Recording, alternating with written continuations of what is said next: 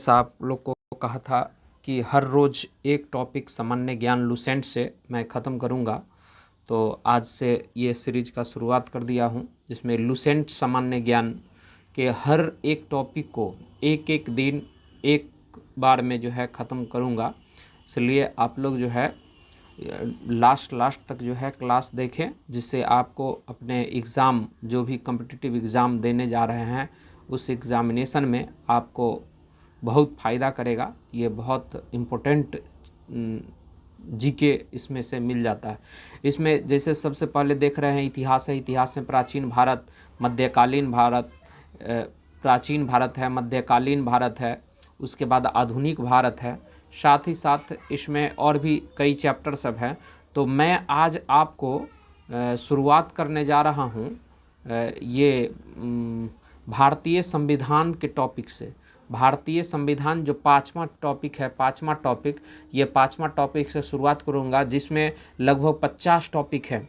पाँचवा भारतीय संविधान में लगभग 50 टॉपिक हैं, जिनमें हर रोज़ एक टॉपिक मैं ख़त्म करूँगा। जिसमें आज मैं स्टार्ट कर रहा हूँ भारतीय संविधान के विकास का संक्षिप्त इतिहास। यानी ये भारतीय संविधान का निर्माण जो हुआ उसका संक्षिप्त इतिहास है। तो उस इतिहास को सबसे पहले जानना बहुत ज़रूरी है। जो पाँचवा चैप्टर भारतीय संविधान का पहला टॉपिक मैं आज से शुरू कर रहा हूँ। भारतीय संविधान के विकास पर संक्षिप्त इतिहास। 1757 ईस्वी की प्लासी की लड़ाई और 1764 ईस्वी के बक्सर के लड़ाई को अंग्रेज़ों द्वारा जीत लिया जाने के बाद बंगाल पर ब्रिटिश ईस्ट इंडिया कंपनी ने शासन पर शिकंजा कसा। इसी शासन को अपने अनुकूल बनाए रखने के लिए अंग्रेज़ों ने समय समय पर कई एक्ट लागू किए, जो भारतीय संविधान के विकास की सीढ़ियाँ बनी। ये निम्नवत है। यानी कहने का मतलब यहाँ पर यह हुआ कि 1757 के प्लासी का युद्ध और 1764 के बक्सर के युद्ध के बाद सब सत्ता जो है अंग्रेज के हाथों में चला गया, जिसको रेगुलेट करने के लिए वो अपना कुछ नियम कानून बनाने लगा। जिसमें सबसे पहले 1773 ईस्वी का एक्ट आता है और बहुत एग्जाम में पूछा जाता है 1773 का रेगुलेटिंग एक्ट। इस अधिनियम का अत्यधिक संवैधानिक महत्व है। जैसे अब इसका बहुत सारा महत्व है। भारत में ईस्ट इंडिया कंपनी के कार्यों को नियमित और नियंत्रित करने की दिशा में ब्रिटिश सरकार द्वारा उठाया गया यह पहला कदम था, अर्थात कंपनी के शासन पर संसदीय नियंत्रण स्थापित किया गया था। इसके द्वारा पहली बार कंपनी के प्रशासनिक और राजनीतिक कार्यों को मान्यता मिली थी। इसके द्वारा केंद्रीय प्रशासन की नींव रखी गई थी और इसकी कुछ विशेषताएं हैं। पहला विशेषता है, इस अधिनियम द्वारा बंगाल के गवर्नर को बंगाल का गवर्नर जनरल पद दिया गया तथा मुंबई एवं मद्रास के गवर्नर के अधीन किया गया। इस एक्ट के तहत बनने वाले प्रथम governor general Lord Warren Hastings थे। ये पॉइंट अब महत्वपूर्ण आ जाता है कि इसमें प्रथम लॉर्ड वारेन हेस्टिंग्स थे। इस एक्ट के अंतर्गत कलकत्ता प्रेसिडेंसी में एक ऐसी सरकार स्थापित की गई जिसमें गवर्नर जनरल और उसकी परिषद के 4 सदस्य थे। ये भी क्वेश्चन पूछा जाता है कितने सदस्य थे, तो 4 सदस्य थे। ये सब पॉइंट अब इम्पोर्टेंट सब आने लगा। जो पहली सत्ता के उपयोग संयुक्त रूप से करते थे। इस अधिनियम के अंतर्गत कलकत्ता में 1774 में एक उच्चतम न्यायालय की स्थापना किया गया। ये भी बहुत महत्वपूर्ण पॉइंट है कि कलकत्ता में उच्चतम न्यायालय की स्थापना कब हुई, तो 1774 ईस्वी में कलकत्ता में उच्चतम न्यायालय की स्थापना की गई, जिसके मुख्य न्यायाधीश और 3 अन्य न्यायाधीश थे। ये भी कई बार एग्जाम में पूछ चुका है कि कितने मुख्य न्यायाधीश, तो 1, और कितने अन्य न्यायाधीश, तो 3 न्यायाधीश थे। प्रथम का नाम याद रखिए, सर एलिजाह इम्पे प्रथम जो है न्यायाधीश थे, मुख्य न्यायाधीश, और 3 अन्य न्यायाधीश थे। चैम्बर्स थे और लिमेंस्टर थे और हाइड थे। ये नाम याद रखना बहुत ज़रूरी है, बहुत एग्जाम में पूछा जाता है। इसके तहत कंपनी के कर्मचारियों को निजी व्यापार करने और भारतीय लोगों से उपहार व रिश्वत लेना प्रतिबंधित कर दिया गया। है ना। ये भी पूछा जाता है कि किस अधिनियम में ये कहा गया कि रिश्वत और उपहार लेने की मनाही किस अधिनियम में किया गया, तो 1773 एक्ट में आप बता सकते हैं इसका आंसर। इस अधिनियम के द्वारा ब्रिटिश सरकार को बोर्ड ऑफ डायरेक्टर के माध्यम से कंपनी पर नियंत्रण सशक्त हो गया। बहुत important line, board of director के द्वारा, बोर्ड ऑफ डायरेक्टर द्वारा नियंत्रित हो गया। अच्छा, आगे जब हम पढ़ेंगे तो उसमें फिर आएगा कि ये नियम जो है बोर्ड ऑफ डायरेक्टर ख़त्म भी किया गया था, तो उस टाइम आप बताइएगा कि कब लागू हुआ था। अभी मैं बता देता हूँ कि लागू हुआ 1773 में। इसे भारत में इसके राजस्व, नागरिक और सैन्य मामलों की जानकारी ब्रिटिश सरकार को देना आवश्यक कर दिया गया। Act of settlement 1781। अब अगला एक्ट आ जाता है 1781 का। 1781 का जो है अब एक्ट आ जाता है, ये सब था 1773 का। 1773 और 1773 के बाद अगला एक्ट आ जाता है 1781। 1781 में क्या सब किया गया है? रेगुलेटिंग एक्ट की कमियों को दूर करने के लिए इस एक्ट का प्रावधान किया गया। इस एक्ट के अनुसार कलकत्ता की सरकार को बंगाल, बिहार और उड़ीसा के लिए भी विधि बनाने का प्राधिकार दिया गया, है ना। अब यानी 1781 में क्या किया गया, उसमें था बंगाल का, अब बिहार का भी, उड़ीसा का भी, सब का जो है विधि बनाने का अधिकार उसको दे दिया गया। तो ये भी एग्जाम में पूछा जाता है कि कब अधिकार दिया गया। 1784 का पिट्स इंडिया एक्ट देखिए, इसमें क्या है, इस एक्ट के द्वारा दोहरे शासन की व्यवस्था शुरू की। बहुत क्वेश्चन पूछे जाने वाला है, बहुत बहुत इंपॉर्टेंट है, इसको मार्क मार लीजिए। जितना हम घेर रहे हैं उसको तो हर हाल में एक पॉइंट बना के अलग से नोट्स बना लीजिए, जिससे आपको एग्जाम में आएगा ही आएगा। बोर्ड ऑफ डायरेक्टर्स, व्यापारी मामलों में बोर्ड ऑफ डायरेक्टर मामलों की, और बोर्ड ऑफ कंट्रोलर राजनीतिक मामलों की। यानी कंट्रोलर जब पूछा जाएगा तो राजनीति का कंट्रोल किया जाता है, और डायरेक्टर व्यापारी में होता है। यानी जो डायरेक्टर सब होता है वो व्यापारी में होता है, कंट्रोलर कहाँ होता है? राजनीतिक मामले में पूछा जाता है। आपको ऑप्शन दिया जाएगा कि राजनीतिक मामले के लिए क्या था, बोर्ड ऑफ डायरेक्टर या कंट्रोलर, तो आपको कंट्रोलर लगाना पड़ेगा। और उसके बाद है 1773 ईस्वी का चार्टर्ड अधिनियम के द्वारा इसके नियंत्रण बोर्ड के सदस्यों तथा कर्मियों के वेतनादि को भारतीय राजस्व में देने की व्यवस्था की गई। 1813 ईस्वी का चार्टर्ड अधिनियम है। इस अधिनियम की मुख्य विशेषता कंपनी के अधिकार पत्र को 20 वर्ष के लिए बढ़ा दिया गया। यानी अब 1813 ईस्वी का चार्टर्ड अधिनियम है, 20 वर्ष के लिए बढ़ा दिया गया है। यानी इसका वैलिडिटी खत्म हो रहा था, लेकिन कंपनी का 20 वर्ष तक बढ़ा दिया गया। कंपनी के भारत के साथ व्यापार करने का एक अधिकार छीन लिया गया था, किंतु उन्हें चीन के साथ व्यापार और पूर्वी देशों के साथ चाय के व्यापार के संबंध में 20 वर्ष के लिए एक अधिकार प्राप्त कर दिया गया। पूछा जाता है कि कौन से क्षेत्र में जो है एक अधिकार समाप्त नहीं हुआ था, तो ये चाय व्यापार के लिए 20 वर्षों तक एक अधिकार फिर प्राप्त कर दिया गया था। और कुछ सीमाएं के अधीन सभी ब्रिटिश, आगे आते हैं, सभी ब्रिटिश नागरिक के लिए भारत के साथ व्यापार खोल दिया गया। और चौथा पॉइंट है 1813 के से पहले ईसाई पादरियों को भारत में आने की आज्ञा नहीं थी, परंतु 1813 के अधिनियम द्वारा पारिसों को आज्ञा दे दिया गया। यानी ये बहुत इंपॉर्टेंट आ गया कि आखिर ईसाई पादरी जो था वो कब जो है भारत में आना शुरू किया, तो 1813 में। इससे पहले ये बैन था और 1813 के बाद आना शुरू कर दिया। उसके बाद 1833 का चार्टर्ड अधिनियम है। इस अधिनियम की मुख्य विशेषता क्या सब था, ये देखिए। इसके द्वारा कंपनी के व्यापारिक अधिकार पूर्णतः समाप्त कर दिए गए। दूसरा है, अब कंपनी का कार्य ब्रिटिश सरकार की ओर से मात्र भारत का शासन कर रहा था। बंगाल के गवर्नर जनरल को भारत के गवर्नर जनरल कहा जाने लगा। यानी बंगाल का जो गवर्नर जनरल बना था अब भारत के गवर्नर जनरल बन गया, क्योंकि उस समय जो प्रेसिडेंस था मुंबई मद्रास की परिषदों की विधि निर्माण शक्तियों को वापस ले लिया गया और विधिक परामर्श हेतु गवर्नर जनरल की परिषद में विधि सदस्य में चौथे सदस्य को शामिल किया गया। अब आपको जो है ये बात समझना होगा कि चौथे सदस्य मतलब क्यों बोला गया चौथे सदस्य। याद होगा ये अभी तुरंत थोड़ा देर पहले ही मैं बताऊं हूँ कि इधर 3 सदस्य थे, इसमें 3 सदस्य का निर्माण किया गया था, उसी में चौथा सदस्य जो है इसमें शामिल कर दिया गया। मैं आपको दिखला रहा हूँ कि मैं क्या कहना चाह रहा हूँ।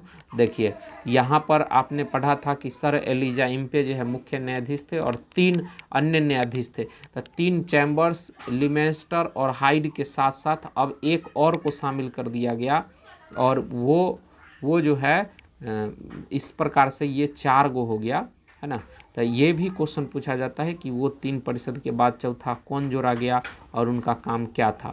चलिए अब आगे बढ़ते हैं, है ना।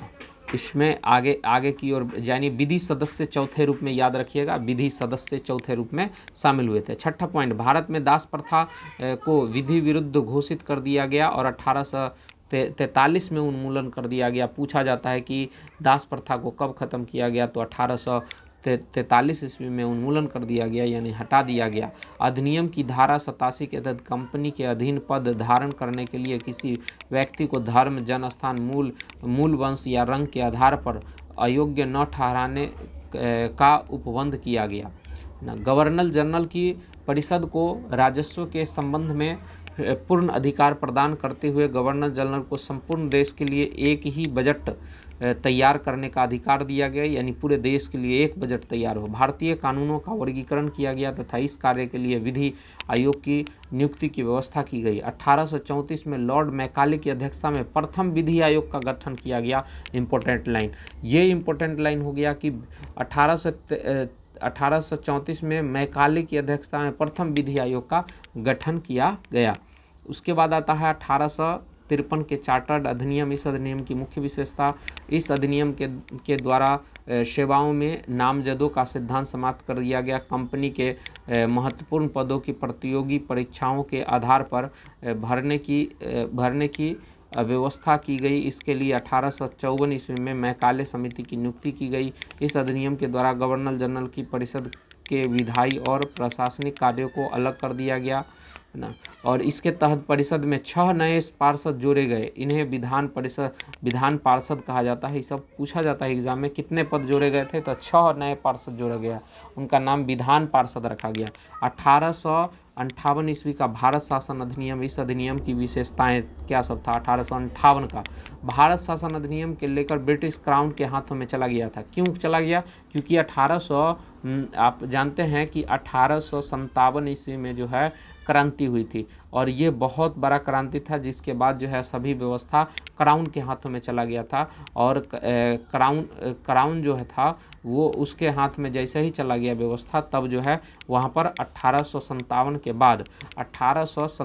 के बाद वहाँ सभी जो है जनरल गवर्नर को ख़त्म करके और वायस राय नियुक्त कर दिया गया था। इसीलिए बोला गया कि इस अधिनियम भारत शासन के लेकर ब्रिटिश अब क्राउन के हाथों में चला गया, और भारत में मंत्री पद की व्यवस्था की गई, यानी भारत के मंत्री रहेंगे, और 15 सदस्य की भारत परिषद की सृजन किया गया।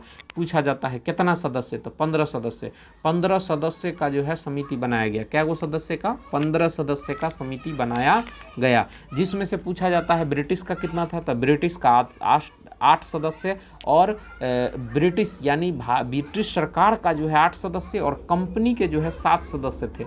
यानी अब जो है ब्रिटिश सरकार अपने हाथों में सभी को जो है रख लिया कि 8 सदस्य ब्रिटिश सरकार का और 7 जो है कंपनी के हाथों में चला गया।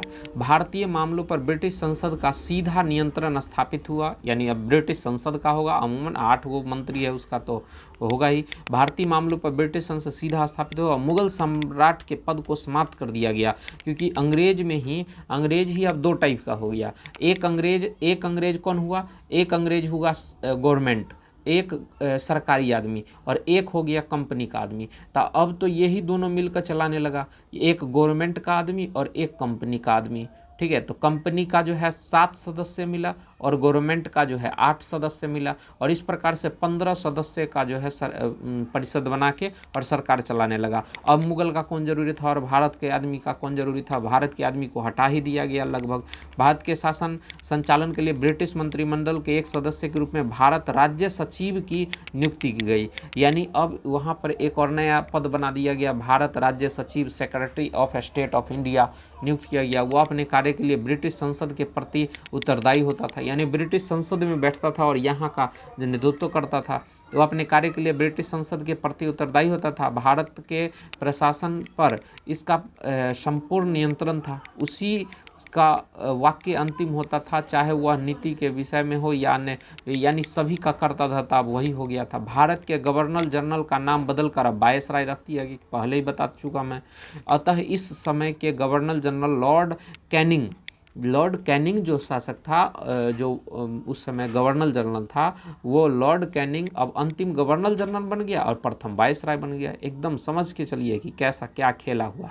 अब चलते हैं, इसके अगला है 1861 ईस्वी का भारत परिषद अधिनियम। इस अधिनियम की विशेषता है गवर्नर जनरल की कार्यकारिणी परिषद का विस्तार किया गया, यानी गवर्नर जनरल का कार्यकारिणी परिषद विस्तार कर दिया गया। विभागीय प्रणाली का आरंभ हुआ लॉर्ड कैनिंग द्वारा किया, क्योंकि उस समय लॉर्ड कैनिंग ही था। गवर्नर जनरल को पहली बार अध्यादेश जारी करने का शक्ति प्रदान किया गया।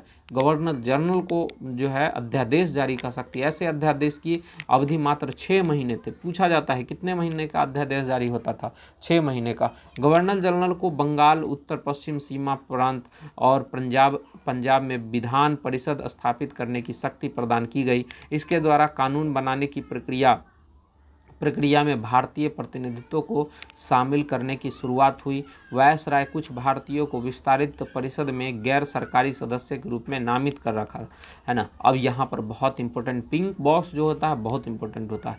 1862 ईस्वी में लॉर्ड कैनिंग ने 3 भारतीयों, बनारस के राजा, पटियाला के महाराजा और सर दिनकर राव को विधान परिषद में मनोनीत किया गया था।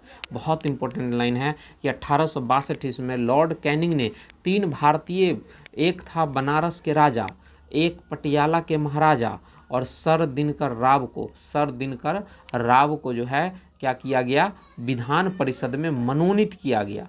ये बहुत इंपॉर्टेंट लाइन है, क्योंकि पहली बार भारतीय जो है इसमें एंट्री मारा था। 1873 का अधिनियम क्या था? इस अधिनियम द्वारा यह उपबंध किया गया कि ईस्ट इंडिया कंपनी को किसी भी समय भंग किया जा सकता है। 1 जनवरी 1884 ईस्वी को ईस्ट इंडिया कंपनी को औपचारिक रूप से भंग कर दिया गया। इसका क्या मतलब हुआ? इसका मतलब ये हुआ, अभी मैं बताया था कि अभी 2 आदमी के हाथ में जो है शासन चला गया, एक गवर्नमेंट के हाथ में, एक कंपनी के हाथ में। अब हुआ क्या कि कंपनी जो वाला जो आदमी था, जिसका नाम था ईस्ट इंडिया कंपनी, और गवर्नमेंट वाला जो आदमी था, यानी जो ब्रिटिश सरकार था, अब ब्रिटिश सरकार कंपनी वाले को बोला टाटा बाय बाय, जाइए आप। कंपनी वाला को हटा दिया, यानी कंपनी वाला को बोला कि अब जाइए, अब गवर्नमेंट सरकार करेगी। यानी सीधा समझिए कि जैसे भारत सरकार है, तो भारत सरकार मान लीजिए कि कोई जो है कोई देश में जो है जाकर शासन चलाता है, या मान लीजिए वहाँ पर वो अधिकार है उसका। जैसे टाटा कंपनी जो है वहाँ पर व्यापार शुरू किया, अब टाटा कंपनी का व्यापार बोला भारत सरकार की आप जाइए, और भारत सरकार अपने हाथ में ले लिया। सेम ऐसे ही कहानी यहाँ पर भी हुआ कि उसको भंग कर दिया गया। उसके बाद क्या हुआ कि उसके बाद हुआ शाही उपाधि अधिनियम 1873। अब 1876 में शाही उपाधि अधिनियम पारित हुआ। इसमें देखिए क्या हो रहा है, इस अधिनियम द्वारा गवर्नर जनरल के केंद्रीय कार्यकारिणी में 6ठे सदस्य की नियुक्ति उसे लोक निर्माण विभाग का कार्य सौंपा गया। यानी चौथा जुटा था राज्य सेक्रेटरी वाला जो जुटा था, और 6ठा सदस्य फिर जोड़ दिया गया। 6ठे सदस्य की नियुक्ति लोक निर्माण विभाग कार्य सौंपा गया। 28 अप्रैल 1876 ईस्वी को एक घोषणा द्वारा महारानी विक्टोरिया को भारत की सम्राज्ञी घोषित कर दिया गया, और भारत का राजा जो है महारानी विक्टोरिया को बना दिया गया। और कब? 28 अप्रैल 1876 को, 28 अप्रैल 1876 ईस्वी को घोषित कर दिया गया। 1892 ईस्वी का भारत परिषद अधिनियम। इस अधिनियम की मुख्य विशेषता क्या थी? ये पहला था अप्रत्यक्ष चुनाव प्रणाली की शुरुआत हुई। इसके द्वारा राजस्व एवं व्यय अथवा बजट पर बहस करने, कार्यकारिणी से प्रश्न पूछने की शक्ति दी गई। यानी 1892 ईस्वी में शक्ति दिया गया कि आप प्रश्न पूछ सकते हैं, है ना।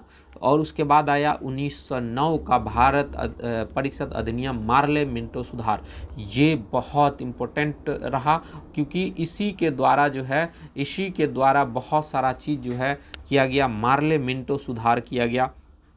इसमें क्या क्या किया गया, चलिए देखते हैं। पहली बार मुस्लिम समुदाय के लिए पृथक प्रतिनिधित्व का उपबंध किया गया, यानी यहाँ अब मुस्लिम समुदाय के लिए पृथक निर्वाचन किया गया। इसके अंतर्गत मुस्लिम सदस्यों का चुनाव मुस्लिम मतदाता ही कर सकते थे। भारत सरकार अधिनियम के तहत पहली बार विधायिका में कुछ निर्वाचित प्रतिनिधियों की मंजूरी थी। इस प्रकार अधिनियम से ने सांप्रदायिकता को वैधानिक प्रदान की और लॉर्ड मिंटो को सांप्रदायिक निर्वाचन के जनक के रूप में जाना गया। यानी मिंटो साहब जो है अब सांप्रदायिक यानी जो धर्म पर होता है उस पर एक पृथक निर्वाचित करवा दिया, इसलिए सांप्रदायिक निर्वाचक के जनक इन्हीं को जाना गया। भारतीयों को भारत सचिव एवं गवर्नर जनरल की कार्यकारिणी परिषद की नियुक्ति की गई। केंद्रीय और प्रांतीय विधान परिषदों को पहली बार बजट पर वाद विवाद करने और सार्वजनिक हित के विषयों पर प्रस्ताव पेश करने का, पूरक प्रश्न पूछने और मत देने का अधिकार मिला। पूछा जाता है कि बजट पर वाद विवाद और प्रश्न पूछने का अधिकार कब दिया गया, तो 1909 के मार्ले मिंटो सुधार के अंतर्गत दिया गया। और उसके बाद और क्या, प्रांतीय विधान परिषदों की संख्या में वृद्धि की गई और सत्येंद्र प्रसाद सिन्हा वायसराय की कार्यपालिका परिषद के प्रथम भारतीय सदस्य बने। उन्हें विधि सदस्य बनाया गया। विधि सदस्य अभी ऊपर देखे, विधि सदस्य एक होता है। इस अधिनियम के तहत presidency corporation, chamber of commerce, विश्वविद्यालय और जमींदारों के लिए अलग प्रतिनिधित्व प्रदान किया गया। अब पिंक बॉक्स देखिए, पिंक बॉक्स तो एकदम रामबाण है, एकदम ब्रह्मास्त्र है ये। 1909 ईस्वी के लॉर्ड मार्ले इंग्लैंड में भारत के राज्य सचिव थे और लॉर्ड मिंटो भारत के वायसराय थे, इसलिए नाम रखा गया मार्ले मिंटो सुधार। यानी मार्ले जो थे इंग्लैंड में थे, है ना, यानी इंग्लैंड में मार्ले और मिंटो यहाँ वायसराय थे। मिंटो भारत में चलता है मिंटो, और मार्ले इंग्लैंड में थे, तो इंग्लैंड में जो है मार्ले थे और मिंटो भारत के वायसराय बने थे। तो ये याद रखिए, पूछा जाता है एग्जाम में। भारत में ब्रिटेन के सभी संवैधानिक प्रयोगों में से सबसे कम समय तक चलने वाला अधिनियम 1909 का भारत परिषद अधिनियम था। भारत परिषद अधिनियम था 1909 का। 1919 का जो है भारत शासन अधिनियम आ गया, जिसको मॉन्टेस्क्यू चेम्सफोर्ड अधिनियम कहते हैं, जो आप लोग मॉडर्न हिस्ट्री में मैं पढ़ाऊंगा कि जिसको 1919 का जो है चार्टर्ड एक्ट आया था, जिसको काला कानून बोला गया था, वही है 1919 का भारत शासन अधिनियम, जिसको मॉन्टेस्क्यू चेम्सफोर्ड सुधार कहते हैं। इस अधिनियम की मुख्य विशेषता है केंद्र में द्विसदनात्मक विधायिका की स्थापना की गई। प्रथम राज्य परिषद, दूसरी केंद्रीय विधानसभा। राज्य परिषद के सदस्यों की संख्या 60 थी और जिसमें 34 निर्वाचित होते थे, उनका कार्यकाल 5 वर्षों का होता था। केंद्रीय विधानसभा के सदस्यों की संख्या 144 थी, जिसमें 104 निर्वाचित होते थे और 40 मनोनीत होते थे। यानी याद रखिए, केंद्रीय वाला में 144 था, जिसमें 104 निर्वाचित और 40 मनोनीत, और राज्य विधान परिषद में 60 संख्या था, जिसमें 34 निर्वाचित होता था, 34 निर्वाचित होता था और उसके बाद जो है मनोनीत किया जाता था। इनका कार्यकाल, ऊपर चलते, इनका कार्यकाल 3 वर्षों का था। दोनों दोनों सदनों के अधिकार समान थे। इनमें सिर्फ एक अंतर था कि बजट पर स्वीकृत करने का अधिकार निचले सदन को था। प्रांतों में द्वैत शासन प्रणाली का प्रवर्धन किया गया। यानी प्रांतों में द्वैत शासन के जनक किनको कहा जाता है? लियोनस कार्टियस। इस योजना के अनुसार प्रांतीय विषयों को 2 उपवर्गों में विभाजित किया गया, एक आरक्षित या हस्तांतरित या एक अंतरित। और आरक्षित विषय कौन कौन थे? आरक्षित विषय थे वित्त था, भूमि कर था, अकाल सहायता, न्याय, पुलिस, पेंशन, आपराधिक जनजाति यानी क्रिमिनल ट्राइबल्स जो होता है, छापाखाना, समाचार पत्र, सिंचाई, जलमार्ग, खान कारखाना, बिजली, गैस, वायलर, श्रमिक कल्याण, औद्योगिक विवाद, मोटर गाड़ियाँ, छोटे बंदरगाह और सार्वजनिक सेवाएं आदि। और हस्तांतरित विषय कौन से? शिक्षा, पुस्तकालय, संग्रहालय, स्थानीय स्वायत्ता शासन से, चिकित्सा सहायता, सार्वजनिक निर्माण विभाग, और उसके बाद नाप तौल, सार्वजनिक मनोरंजन, नियंत्रण, धार्मिक तथा अग्रहार दान, ये सब था। नोट में क्या है ये देखिए, आरक्षित विषयों का प्रशासन गवर्नर और उसकी कार्यकारिणी परिषद के माध्यम से किया जाना था, जबकि हस्तांतरित विषयों का प्रशासन गवर्नर द्वारा विधान परिषद के प्रति उत्तरदायी मंत्रियों की सहायता से किया जाना था। इस द्वैत शासन प्रणाली के 1935 के एक्ट द्वारा समाप्त कर दिया गया। भारत सचिव को अधिकार दिया गया कि वह भारत में महालेखा परिरक्षक की नियुक्ति कर सके। इस अधिनियम में एक लोक सेवा आयोग के गठन का प्रावधान किया गया। 1926 ईस्वी में ली आयोग 1923 से 24 की सिफारिश पर सिविल सेवकों की भर्ती के लिए केंद्रीय लोक सेवा आयोग का गठन किया गया। इस अधिनियम के अनुसार वायसराय की कार्यकारिणी पर 6 सदस्य में से कमांडर इन चीफ को छोड़कर 3 सदस्य भारतीय होना आवश्यक था। इनमें सांप्रदायिक आधार पर सिख, ईसाई, आंग्ल, भारतीय और यूरोपीय के लिए भी पृथक निर्वाचन के सिद्धांत को प्रस्तावित किया गया। इसमें पहली बार केंद्रीय बजट को राज्य के बजट से अलग कर दिया गया। इसके अंतर्गत एक वैधानिक आयोग का गठन किया गया, जिसका कार्य 10 वर्ष बाद जांच करने के बाद रिपोर्ट प्रस्तुत करना था। इस अधिनियम में केंद्रीय विधानसभा में वायसराय के अध्यादेश जारी करने की शक्ति को निम्न रूप से बनाए रखा। कुछ विषयों से संबंधित विधेयकों को विचारार्थ प्रस्तुत करने की उसकी पूर्व अनुमति आवश्यक थी और उसके बाद उसे भारतीय विधानसभा द्वारा पारित की किसी भी विधेयक को वीटो करने या सम्राट के विचार के लिए आरक्षित करने की शक्ति थी। उसे यह शक्ति थी कि विधानमंडल द्वारा नामंजूरी किए गए या पारित न किए गए किसी विधेयक या अनुदान को प्रमाणित कर दे तो ऐसे प्रमाणित विधेयक विधानमंडल द्वारा पारित विधेयक के समान हो जाते थे। वह आपात स्थिति में अध्यादेश बना सकता था जिसका अस्थायी अवधि के लिए विविधिक प्रभाव होता था। मॉन्टेस्क्यू चेम्सफोर्ड सुधार यानी भारत शासन अधिनियम 1919 द्वारा भारत में पहली बार महिलाओं को वोट देने का अधिकार दिया गया। ये पूछेगा क्योंकि अभी जो है ये सब चीज़ जो है महिला से रिलेटेड बात तो पूछता है ना। तो ये पूछेगा ही कि महिलाओं को वोट देने का अधिकार भारत में सबसे पहले कब किया गया, तो भारत शासन अधिनियम 1919 में। उस समय इंग्लैंड का प्रधानमंत्री कौन था, तो लॉर्ड जॉर्ज था। 1935 का भारत शासन अधिनियम जो सबसे महत्वपूर्ण और सबसे प्रभावशाली रहा और ये अभी हमारे भारतीय संविधान में भी बहुत अहम भूमिका निभा रहा है। 1935 का भारत शासन अधिनियम यह साइमन कमीशन की रिपोर्ट पर आधारित थी। 1935 के अधिनियम में 321 अनुच्छेद और 10 अनुसूचियाँ थी। इस अधिनियम की मुख्य विशेषता इस प्रकार है। अखिल भारतीय संघ, यह संघ 11 ब्रिटिश प्रांतों, 6 चीफ कमिश्नर के क्षेत्र और उन देशी रियासतों से मिलकर बनना था जो स्वेच्छा से संघ में सम्मिलित हो। प्रांतों के लिए संघ में सम्मिलित होना अनिवार्य था, किंतु देशी रियासतों के लिए यह ऐच्छिक था। देशी रियासतें संघ में सम्मिलित नहीं हुई और प्रस्तावित संघ की स्थापना संबंधित घोषणा पत्र जारी करने का अवसर ही नहीं आया। अब जो है यहाँ पर प्रांतीय स्वायत्तता, इस अधिनियम के द्वारा प्रांतों में द्वैत शासन व्यवस्था का अंत कर उन्हें एक स्वतंत्र और स्वशासित संवैधानिक आधार बना दिया गया।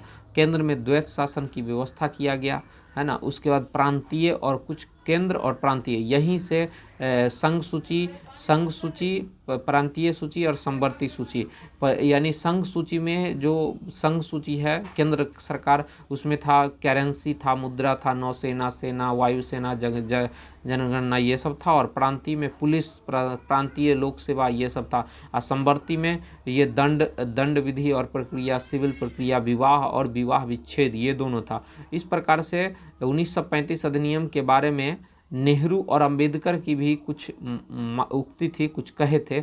नेहरू क्या बोले थे? नेहरू बोले कि गुलामी का अधिकार पत्र है। दूसरा बात बोले नेहरू, एक कार है जिसमें ब्रेक तो है लेकिन इंजन नहीं है, यानी सिर्फ ब्रेक ही लगेगा, इंजन है ही नहीं। अंबेडकर जी बोले कि मुझे इस आरोप के संबंध में कोई क्षमा नहीं मांगने की संविधान के प्रारूप में गवर्नमेंट ऑफ इंडिया एक्ट 1935 के बड़े भाग को पुनः उत्पादित कर दिया गया है। इस प्रकार से संघीय न्यायालय की व्यवस्था, इसका अधिकार क्षेत्र प्रांतीय तथा रियायतों पर विस्तृत था। इस न्यायालय में एक मुख्य न्यायाधीश तथा 2 अन्य न्यायाधीशों की व्यवस्था की गई। न्यायालय से संबंधित अंतिम शक्ति विधि कौंसिल यानी लंदन को प्राप्त की। ब्रिटिश संसद की सर्वोच्चता। इस अधिनियम में किसी भी प्रकार के परिवर्तन का अधिकार ब्रिटिश संसद के पास था। प्रांतीय विधानमंडल और संघीय व्यवस्थापिका इसमें किसी प्रकार का परिवर्तन नहीं कर सकता था, है ना। यानी ब्रिटिश संसद की सर्वोच्चता यहाँ पर बढ़ गया था और भारत परिषद का अंत हो गया था। सांप्रदायिक निर्वाचन पद्धति का विस्तार किया गया, क्योंकि इसका तो नियम ही था फूट डालो और शासन करो, यानी सांप्रदायिक निर्वाचन का जो है बढ़ावा कर दिया गया। इसमें जो है दलित, मजदूर और महिला वर्ग तक जो है अलग अलग करने का, विस्तार करने का प्रावधान आने लगा। इस अधिनियम में प्रस्तावना का अभाव था। यह अधिनियम में कुछ प्रस्तावना था ही नहीं। इसके द्वारा बर्मा को भारत से अलग कर लिया गया और अदन को इंग्लैंड के औपचारिक कार्यालय के अधीन कर दिया गया और बरार को मध्य प्रांत में शामिल कर लिया गया। पूछा जाता है बरार के बारे में। इसके अंतर्गत देश की मुद्रा और साख पर नियंत्रण के लिए भारतीय रिजर्व बैंक की स्थापना किया गया। 1935 के एक्ट से ही रिजर्व बैंक RBI की स्थापना हुआ। इसने मताधिकार का विस्तार किया। लगभग 10% जनसंख्या को मताधिकार मिल गया था। भारत सरकार अधिनियम 1935 के कारण बम्बई से सिंध प्रांत का निर्माण हुआ। बम्बई से सिंध प्रांत का निर्माण किस वजह से हुआ? तो 1935 का शासन अधिनियम के द्वारा हुआ है ना। अब आता है 1947 का भारतीय स्वतंत्रता अधिनियम, जो सबसे अंतिम अधिनियम था, क्योंकि 1947 के बाद हम लोग का अपना जो है संविधान आ गया। लेकिन इस संविधान में भी 1935 का बहुत सारा चीज़ जो है लिया गया है, 1935 से ही लिया गया है। तो आप देखते हैं 1947 ईस्वी का भारतीय स्वतंत्रता अधिनियम। ब्रिटिश संसद में 4 जुलाई 1947 को भारतीय स्वतंत्रता अधिनियम प्रस्तावित किया गया, जो 18 जुलाई 1947 को स्वीकृत किया गया। पूछा जाता है डेट, 4 जुलाई 1947 को भारतीय स्वतंत्रता अधिनियम प्रस्तावित किया गया और 4 जुलाई को प्रस्ताव और 18 जुलाई को स्वीकृति। इस अधिनियम में 20 धाराएं थी। इस अधिनियम की प्रमुख प्रावधान निम्न है, यानी 2 अधिराज्य की स्थापना किया गया, 2 अधिराज्य बनाया गया। 15 अगस्त 1947 को हमारा प्यारा भारत एवं जो है दूसरा जो है देश, वो जो है भूखा नंगा पाकिस्तान नामक 2 अधिराज्य बना दिए जाएंगे और उनको ब्रिटिश सरकार सत्ता सौंप देगी। यानी दोनों को ब्रिटिश सरकार ही सत्ता सौंपेगी। सत्ता का उत्तरदायित्व दोनों अधिराज्यों की संविधान सभा को सौंपी जाएगी। भारत एवं पाकिस्तान दोनों अधिराज्य में एक एक गवर्नर जनरल होंगे, जिनकी नियुक्ति मंत्रिमंडल की सहायता से की जाएगी। संविधान सभा का विधानमंडल के रूप में कार्य करना, जब तक संविधान सभाएं संविधान का निर्माण नहीं कर लेती, तब तक वे विधानमंडल के रूप में कार्य करेगी। भारत मंत्री पद समाप्त कर दिए जाएंगे। 1935 के भारतीय शासन अधिनियम द्वारा शासन, जब तक संविधान सभा द्वारा नया संविधान बनकर तैयार नहीं होता, तब तक 1935 के भारतीय शासन अधिनियम द्वारा ही शासन होगा। देशी रियासतों पर ब्रिटिश की सर्वोपरिता का अंत कर दिया गया। उनकी भारत या पाकिस्तान किसी भी अधिराज्य में सम्मिलित होने और उसके भावी संबंधों का निश्चय करने की स्वतंत्रता प्रदान की गई। इस अधिनियम के अधीन भारत डोमिनियन को सिंध, बलूचिस्तान, पश्चिम बंगाल, पूर्वी बंगाल, पश्चिमोत्तर सीमा प्रांत और असम के सिलहट जिले को छोड़कर भारत के शेष राज्य मिल जाएंगे। यानी सिलहट जिले ने भारतीय स्वतंत्रता अधिनियम 1947 के प्रवृत्त होने के पूर्व जनमत संग्रह में पाकिस्तान के पक्ष में मत कर दिया था। और इस प्रकार से हम लोग का एक टॉपिक ख़त्म हो गया। अब अगले क्लास में मैं भारतीय संविधान सभा के बारे में चर्चा करूंगा। इससे पहले आप इस क्लास को जो है आप देखें और इसको बार बार रिवीजन करें, जिससे आपको आने वाले आगामी एग्ज़ाम में आपको बहुत सहायता मिलेगा। क्योंकि लुसेंट के बिना कोई एग्ज़ाम पास नहीं होता है। भले ही बहुत सारे टीचर अभी बहुत बातें बोलते हैं कि मेरा किताब पढ़ लो, लेकिन लुसेंट जैसा किताब अभी तक कोई नहीं है, इसका कोई जोर नहीं है। अगर कोई बनाया ही है तो इसी का कॉपी किया गया है, इसी का कंटेंट को लिया गया है। तो हम फिर मिलेंगे अगले क्लास में, आप सभी से फिर जो है मुखातिब होंगे। तब तक के लिए जय हिंद।